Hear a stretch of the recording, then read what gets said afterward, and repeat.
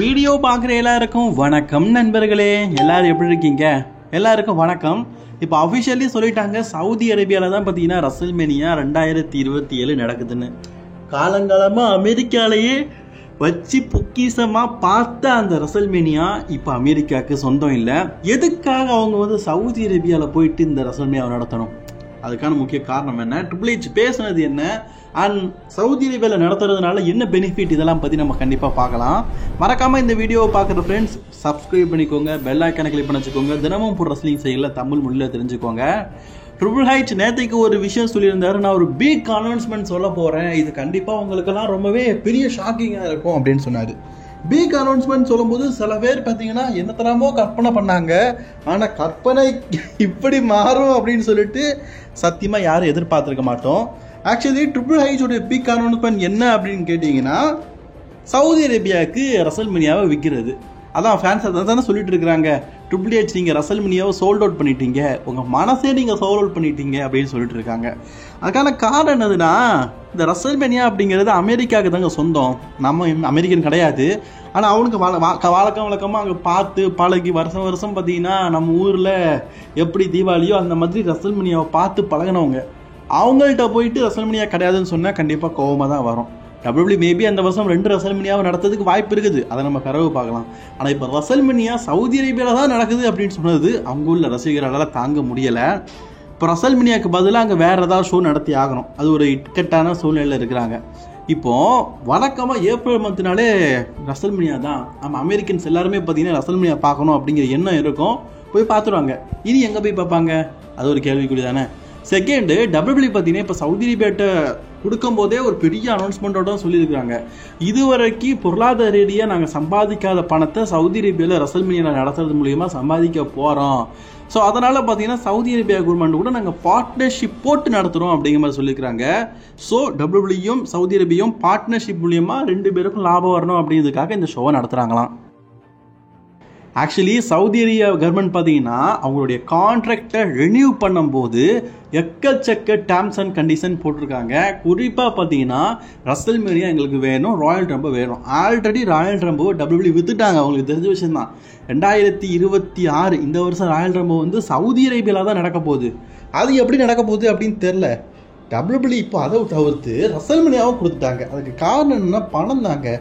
W பார்த்தீங்கன்னா இந்த வருஷம் ரசல்மேனியாவில் சம்பாதிச்ச பணத்தை நைட் ஆஃப் சாம்பியன் சொல்லிட்டு இந்த வருஷம் ஒரு பேப்பர் எடுத்தாங்கல்ல, அதில் சம்பாதிச்சிட்டாங்களாம்.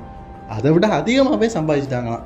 அதாவது அவ்வளோ கஷ்டப்பட்டு அவ்வளோ பிரம்மாண்டமாக நைட் 1 நைட் 2ன்னு சொல்லிட்டு ரசல்மேனியாவை நடத்தி லாஸ் வேகாஸில், அதாவது அமெரிக்காலேயே அதிகமாக சம்பாதிச்சிருந்தது லாஸ் வேகாஸ் தான், அதை விட அவங்களுக்கு நைட் ஆஃப் சாம்பியன் ஒரு நார்மல் பேப்பரையோ இன்டர்நேஷ்னல் பேப்பரையோ அது இதை விட அதிகமான லாபத்தை தந்துட்டுனா எவ்வளோ பெரிய மேட்ரு.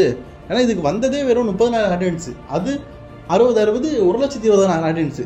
அப்போது கண்டிப்பாக இது ஒரு ரெக்கார்ட் பிரேக்கிங் தானே.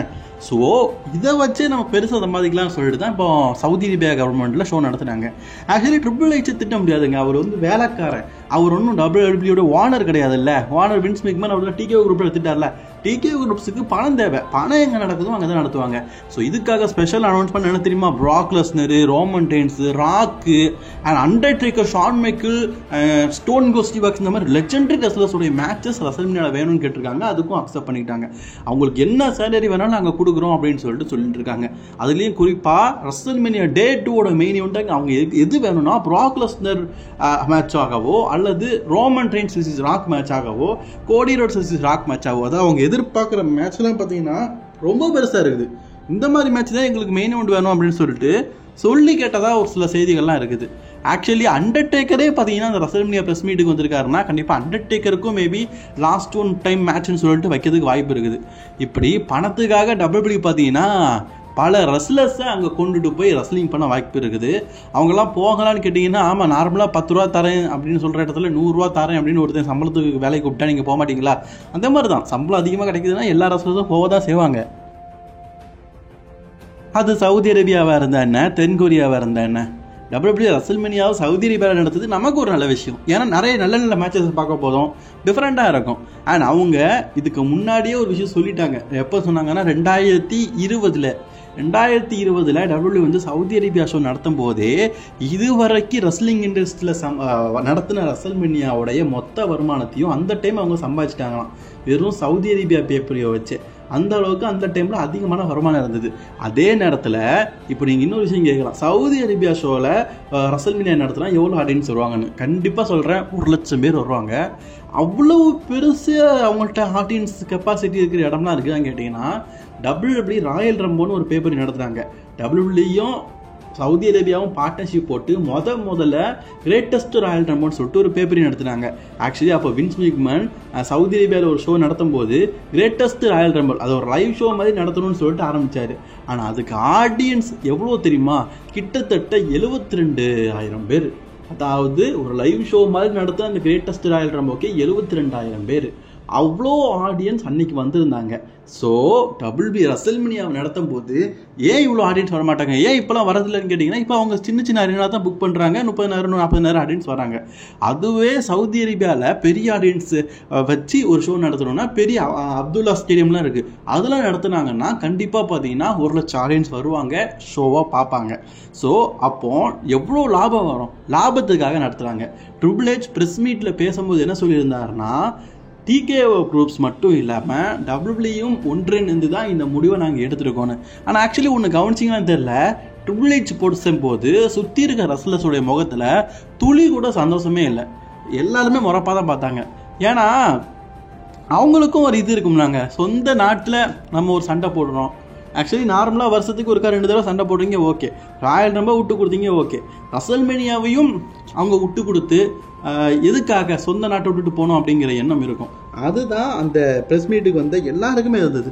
ஈவன் அண்டர்டேக்கரை தவிர்த்து எல்லோருடைய முகமும் அவ்வளோ சோகமாக இருந்தது. செத்ரோன்ஸ்லாம் சிரிக்கவே இல்லையே. கண்டிப்பாக மனசு கஷ்டமாக தான் இருந்திருக்கும்.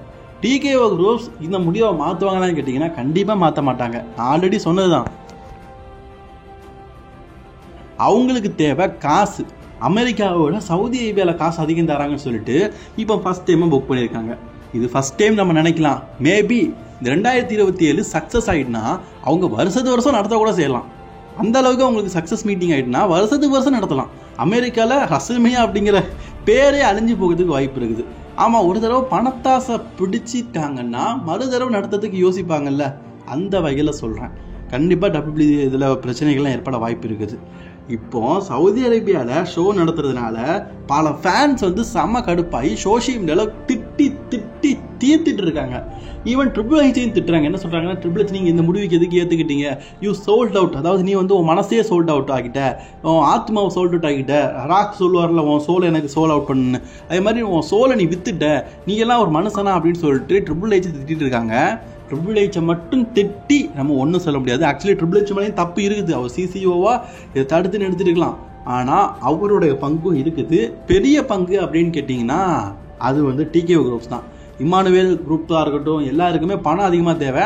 அதனால் சவுதி அரேபியாவில் ரசல்மேனியா நடத்தணும்னு சொல்லிட்டு ஆரம்பிச்சிட்டாங்க. ஆக்சுவலி இப்போ இவ்வளோ பெரிய மரமாக சவுதி அரேபியாவில் WWE இருக்கலாம். ஆனால் இதுக்கு விதை போட்டது வின்ஸ் மேக்மேன் தான். சவுதி அரேபியா கூட ஒரு பார்ட்னர்ஷிப்பை போட்டு நம்ம 10 வருஷத்துக்கு அங்கே ஷோ நடத்துவோம்னு சொல்லிட்டு அவர் தான் கான்ட்ராக்ட் சைனிங் பண்ணார். அந்த 10 வருஷம் 2028 வரைக்கும் இருக்குது. அதுதான் இது நாள் வரைக்கும் ஓடிக்கிட்டே இருக்குது. அன்னைக்கு அவர் போட்ட விதை இன்னைக்கு இவ்வளோ பெருசாகிட்டு. ஆனால் வின்ஸ் மேக்மேன் இருக்கும்போது சவுதி அரேபியாக்குன்னு சொல்லிட்டு தனி பேப்பர் உருவாக்குனார். Crown Jewel, Night of Champion மற்றும் வேறு இன்னொரு பேப்பர் ஒன்று இல்லைப்பா, அழகான பேப்பர், சூப்பர் ஷோ டவுன்னு. ஸோ சவுதி அரேபியாக்குன்னு சொல்லிட்டு தான் அவர் அந்த பேப்பர்லாம் உருவாக்குனார். ஆனால் நம்ம ட்ரிபிள் ஹெச் ஐயன் வின்ஸ் மேக்மேன் போனதுக்கப்புறமா மெயினான WWE பேப்பரையே சவுதி அரேபியாவில் நடக்க வச்சுட்டார். அந்த வகையில் தான் இப்போ ராயல் ரம்பும் நடக்க போகுது, ரசல்மேனியாவும் நடக்க போகுது. அமெரிக்கன் ஆடியன்ஸ் ரொம்பவே கோவப்படுறாங்க. சரி, நீங்கள் ஒரு ஆடியன்ஸாக சவுதி அரேபியாஸில் ஒரு ஷோ நடத்துறதை பற்றி என்ன நினைக்கிறீங்க அப்படிங்கிறத மறக்காமல் கவனம் பண்ணுங்கள். என்னை பொறுத்த வரைக்கும் எங்கே நடந்தாலும் பிரச்சனை கிடையாது, நல்ல மேட்ச் கொடுத்தா போதும். அதுலேயும் ராக்கு ஜான்சனெல்லாம் வந்து அங்கே போய் சண்டை போடுறாங்கன்னா வேண்டாம்னா சொல்லுவோம்.